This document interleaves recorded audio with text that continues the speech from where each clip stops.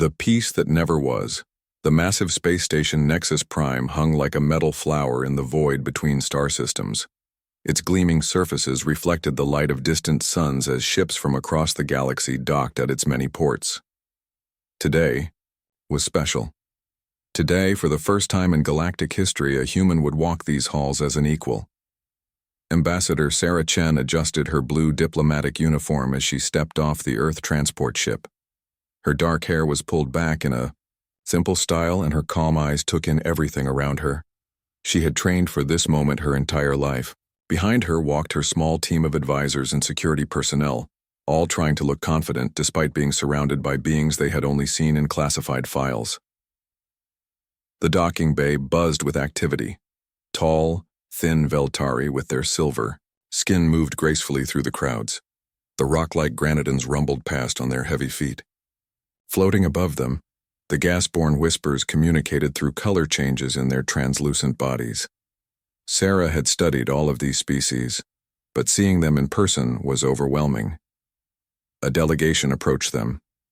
Leading the group was Council Secretary Mordan, a Veltari whose silver skin gleamed under the station's lights.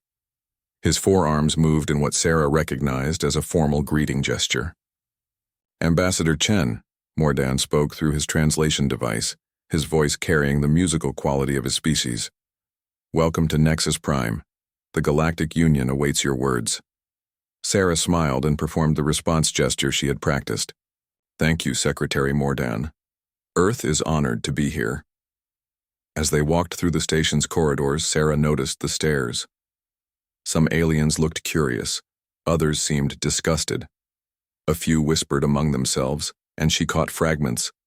Through her translator, primitives, violent species, why are they here? The conference room was enormous, with seats arranged in a perfect circle. Representatives from 47 different species filled the space. Sarah took her designated seat, feeling very small and very human. The weight of her entire species. Future rested on her shoulders. High Chancellor Quintar, an ancient being whose species Sarah couldn't identify, called the session to order. His voice echoed through the chamber like distant thunder. "We gather today to consider the application of the species known as humans for membership in our union," he began. "Let us hear from their representative." Sarah stood, her heart pounding, but her voice steady. "Honored members of the Galactic Union, I come before you not as a conqueror or a beggar, but as someone who believes that different species can work together for the good of all." She activated her presentation device. Holographic images filled the center of the chamber, showing Earth's achievements: art, music, scientific discoveries, acts of kindness between strangers. "Humans have much to offer," Sarah continued. "We are inventors, explorers, and dreamers. Yes, we have fought wars, but we have also shown the capacity to grow beyond our conflicts. We offer our knowledge freely, asking only for the chance to learn from you in return." The presentation showed human technology that had impressed even the Union's scientists: faster-than-light communication methods, medical advances, and energy solutions that some species had struggled with for centuries. Murmurs filled the chamber. Some representatives leaned forward with interest, while others sat back with crossed arms or their species equivalent. Representative Zrakth of the Cattell Consortium raised one of his 6 arms. His insect-like features were hard to read, but his voice carried curiosity.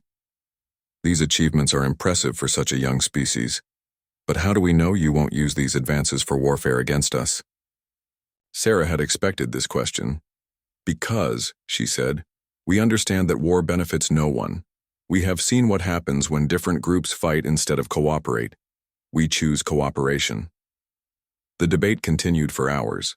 Some representatives spoke in favor of human membership, praising their innovations and potential. Others expressed concern about human aggression and unpredictability. Finally, High Chancellor Quintar called for a recess. "We will reconvene tomorrow for the final decision. Tonight we celebrate the possibility of new friendship with a closing ceremony." The ceremony hall was beautiful, with crystals that sang when touched by light and floors that seemed to be made of captured starlight. Representatives from different species mingled. some approaching Sarah with genuine curiosity about human culture.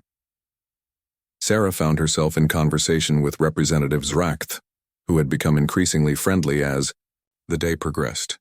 "I must admit," Zracht said quietly, "I was skeptical of your species at first, but your presentation changed my mind.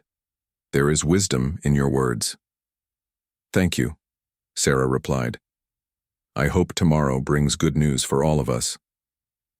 As the evening progressed, Sarah noticed that not all the representatives seemed happy about the positive reception she was receiving. A group of beings from different species huddled in quiet conversation at one corner of the hall. Their body language seemed tense, almost conspiratorial. The ceremony reached its climax with the lighting of unity, where each species contributed something to a central display that would burn with combined energy.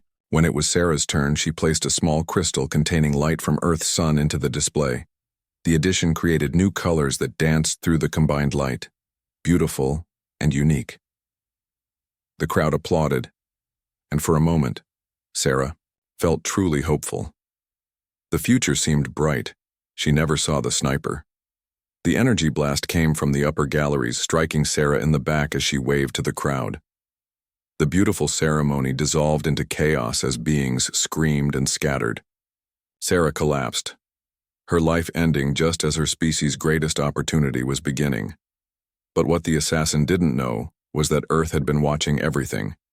Hidden in the asteroid belt beyond Nexus Prime, the stealth ship Vigilant recorded every moment. Captain Elena Vasquez watched the murder of Earth's ambassador with cold fury. Her crew of 25 humans had been monitoring the negotiations using technology the aliens didn't know existed. "Ma'am," reported Lieutenant Thompson from the communications station, "we're picking up encrypted transmissions from the station. Someone's coordinating a cleanup operation." "Patch it through," Elena ordered. The bridge filled with alien voices speaking in code. Elena's translation AI worked quickly to decode the messages. What she heard made her blood run cold. "Target eliminated," one voice reported. "Purity Council protocols in effect. Begin Phase 2 immediately." "Understood," another voice replied. "All primitive species are to be marked for elimination. The Union must remain pure." Elena had heard enough. She activated her ship's quantum communicator, sending an encrypted message across space faster than light itself. The message reached Earth in minutes, arriving at the most secure facility on the planet. General Marcus Webb read the message in his underground command center beneath the Colorado mountains. His weathered face showed no surprise, only grim satisfaction. He had been expecting this day for 20 years. "Gentlemen," he said to his staff, "Ambassador Chen has been murdered. The aliens have revealed their true intentions. Activate Protocol Omega." Protocol Omega had been developed in secret since humanity's first contact with alien signals decades ago. While the world celebrated the possibility of peaceful contact, military strategists had prepared for the worst-case scenario. They had assumed that any advanced alien civilization might see humanity as a threat to be eliminated. Deep beneath Earth's oceans, hidden bases came to life. In the asteroid belt, camouflaged mining stations revealed their true purpose as massive shipyards. On the far side of the moon, weapons that had been disguised as research facilities powered up their systems. Humanity had spent 50 years listening to alien communications without their knowledge. Every diplomatic contact, every trade negotiation, every casual conversation between alien species had been monitored and analyzed. Earth knew more about galactic politics than most galactic politicians. And now that knowledge would be used. "Sir," reported Colonel Hayes, "all fleets report ready status. Phase 1 forces are in position throughout the galaxy." General Webb nodded. Sarah Chen died believing in peace. But sometimes the only way to achieve peace is to be strong enough to enforce it. Begin Operation Retribution. Across human space, the hidden fleets that had been building in secret for decades powered up their engines. Ships that looked like merchant vessels shed their disguises, revealing weapon systems that would shock the galaxy. Installations that aliens had dismissed as primitive mining operations activated defensive systems more advanced than anything the Galactic Union possessed. The message went out to every human ship, every hidden base, every sleeper agent who had been placed in alien governments over the years. The ambassador is dead. The gloves are off. Show them what humanity can do. In the depths of space, Captain Elena Vasquez received her new orders. Her ship Vigilant was no longer an observer. It was now the tip of the spear that would pierce the heart of the conspiracy that had killed Sarah Chen. The aliens had made one crucial mistake. They had assumed that humans were weak because they sought peace. They were about to learn that the desire for peace and the capacity for war were not mutually exclusive.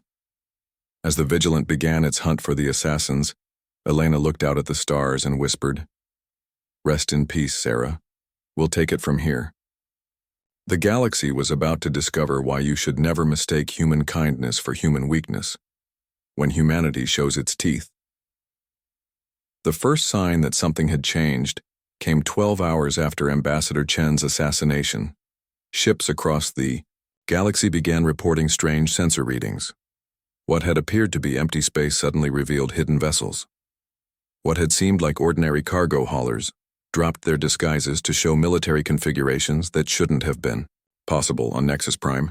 High Chancellor Quintar convened an emergency session of the Galactic Union. The massive chamber buzzed with nervous energy as representatives tried to make sense of what they were seeing. "The human fleet seems to have appeared from nowhere," reported Defense Minister Kravlon, his tentacles writhing with anxiety. "Our long-range sensors show at least 300 vessels in formation around their homeworld. Yesterday, our intelligence suggested they had fewer than 50 ships total." Secretary Morden raised one of his forearms. Perhaps they were hiding their true capabilities for defensive purposes. This could be a standard response to the loss of their ambassador. Standard? Kravlon's voice rose to a near shriek.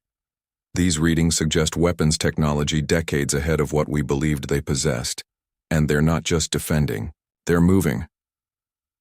High Inquisitor Vextar stepped forward from the shadows where he had been listening. His species, the Vordal, were known for their cunning and their belief that only the pure civilizations deserved to exist in the galaxy. His black robes rustled as he moved, and his pale, elongated features showed no emotion. "The primitive humans are simply panicking," he said in his cold, measured voice. "They lack the discipline for coordinated military action. Give them time, and they will return to their corner of space like frightened children." But even as Vextar spoke, reports were coming in from across the galaxy that contradicted his confidence. Captain Elena Vasquez stood on the bridge of the Vigilant as it materialized from stealth mode directly above the mining world of Kepler-7. The planet's surface was dotted with extraction facilities run by the Granite and Mining Consortium, but Elena's intelligence indicated something else was hidden there.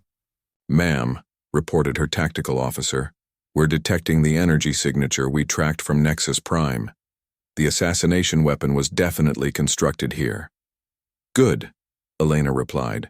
"Time to collect some evidence." The Vigilant wasn't alone. As it revealed itself, 2 other Earth vessels dropped their stealth fields. The Retribution and the Justice flanked Elena's ship, their weapon systems online but not yet firing. On the planet's surface, alarms began sounding. The mining facilities weren't just processing raw materials. They were manufacturing weapons for the Purity Council's secret war against inferior species. "This is Captain Elena Vasquez of the Earth Defense Force," she broadcast on all frequencies. "The facility on Kepler-7 has been identified as the source of the weapon used to assassinate our ambassador. We are here to collect evidence and arrest those responsible. Surrender peacefully and no one will be harmed." The response came in the form of orbital defense platforms rising from hidden positions around the planet. Dozens of weapons batteries targeted the 3 human ships. Elena smiled grimly. "I was hoping they'd do that. All ships, you are free to engage." What happened next shocked everyone who witnessed it. The human ships didn't just fight back, they dominated. Their weapons cut through the alien defenses like they were made of paper. Their shields absorbed incoming fire without even flickering. In less than 10 minutes, the planet's entire defensive network was reduced to scrap metal floating in orbit. But the humans didn't stop there. Marine dropships launched from the 3 vessels, carrying teams to the surface to secure the weapons facilities and arrest the conspirators. Similar scenes played out across the galaxy. Human ships appeared at locations that the aliens had thought were completely secret. Purity Council safe houses, weapons depots, and communication centers were raided with surgical precision. The most shocking revelation came when Representative Zrath contacted the human fleet directly. "This is Zrath of the Cattell Consortium." He broadcast from a secure location on Nexus Prime. "I wish to speak with your commander." Elena accepted the communication. Zrath's image appeared on her screen, his insect-like features showing clear signs of stress. "Captain Vasquez," he began, "I must ask, how long have you been watching us?" Elena considered her answer carefully. "Long enough to know that you're not part of the Purity Council, Representative Zrath. Long enough to know that you genuinely supported Ambassador Chen's mission." Zrath's compound eyes widened. "You've been monitoring our internal communications for decades," Elena confirmed. "We know about the Purity Council's plans to eliminate what they call primitive species. We know about the weapons facilities, the secret meetings, the list of species marked for extinction. We know everything." "Then why didn't you warn us? Why didn't you prevent the ambassador's death?" Elena's expression grew sad. "Because we needed proof. Ambassador Chen knew the risks. She believed that peace was worth dying for, if her death could expose the truth and save billions of lives. On Nexus Prime, the revelations were causing chaos. High Inquisitor Vextar found himself surrounded by security forces as evidence of his conspiracy was broadcast throughout the galaxy. Files that had been stored on hidden servers, communication logs that revealed the extent of the plot, and weapons that matched the one used to kill Sarah Chen. "You cannot prove anything," Vextar snarled as restraints were placed on his arms. "The humans are violent primitives who threaten the stability of the Union." "Actually," said a familiar voice, "we can prove everything." The chamber fell silent as a hologram appeared in the center of the room. It was Ambassador Sarah Chen, but this was clearly a recording made before her death. Sarah's image looked around the chamber with the same calm confidence she had shown in life. "If you are seeing this message, then I am likely dead, and the truth about the Purity Council has been revealed." The hologram explained how Earth's intelligence services had uncovered the conspiracy months before the diplomatic mission. Sarah had volunteered to be the bait, knowing that her assassination would provide the justification needed for humanity to act against the Council. "I do not die for revenge," Sarah's image continued. "I die so that species across the galaxy can live free from the fear of extinction, simply because they are different. The humans who follow me will not be conquerors. They will be protectors." As if summoned by her words, General Marcus Webb's image appeared alongside Sarah's hologram. His weathered face was stern but not cruel. "Members of the Galactic Union," he began. "Earth formally requests membership not as supplicants but as equals. We have demonstrated our technological capabilities and our commitment to justice. We offer our protection to any species threatened by supremacist ideologies." The chamber erupted in discussion. Some representatives argued against accepting a species that had hidden their true capabilities. Others pointed out that humanity had used their power responsibly, targeting only the guilty while protecting civilians. Representative Zrath stood to address the assembly. "The humans could have destroyed us all," he said simply. "Instead, they chose to save us from those who would have destroyed others. That is the mark of a civilization worthy of our respect." The vote, when it came, was overwhelming. Humanity was accepted into the Galactic Union with full membership status. More importantly, they were invited to lead a new peacekeeping force dedicated to preventing future conspiracies like the Purity Council. High Inquisitor Vexitar and his co-conspirators were tried for crimes against galactic peace. The evidence against them was overwhelming. Gathered from decades of careful human observation, they were sentenced to life imprisonment on a world where they could contemplate the cost of their hatred. 6 months later, Captain Elena Vasquez stood in the same ceremony hall where Sarah Chen had died. But now, the hall bore a new name. The Chen Memorial Center for Galactic Cooperation. A statue of the fallen ambassador stood at its center, surrounded by symbols from every member species of the Union. Elena wore the uniform of the Galactic Peacekeeping Force, with Earth's flag alongside, the Union's banner on her shoulder. Around her stood officers from dozens of species, all united in their commitment to preventing another tragedy like Sarah's death. General Webb approached, now bearing the title of Supreme Commander of Galactic Defense. "The galaxy is safer today, because of what we accomplished," he said quietly. "Sarah would be proud." Elena nodded, looking up at the statue of the woman who had died to save billions. She believed that different species could work together. We're proving her right one day at a time. As beings from across the galaxy worked together in the hall that had once witnessed betrayal and murder, the message was clear.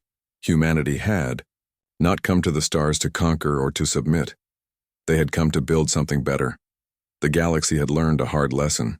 Never mistake human compassion for weakness, and never underestimate what humans will do to protect the innocent. In their quest for peace, they had proven themselves the most dangerous species of all, dangerous to those who would harm others, and invaluable to those who sought to build a better future. Sarah Chen's dream of galactic cooperation lived on, protected by the very species that some had called too primitive to deserve a place among the stars. The humans had shown their teeth, and the galaxy was better for it.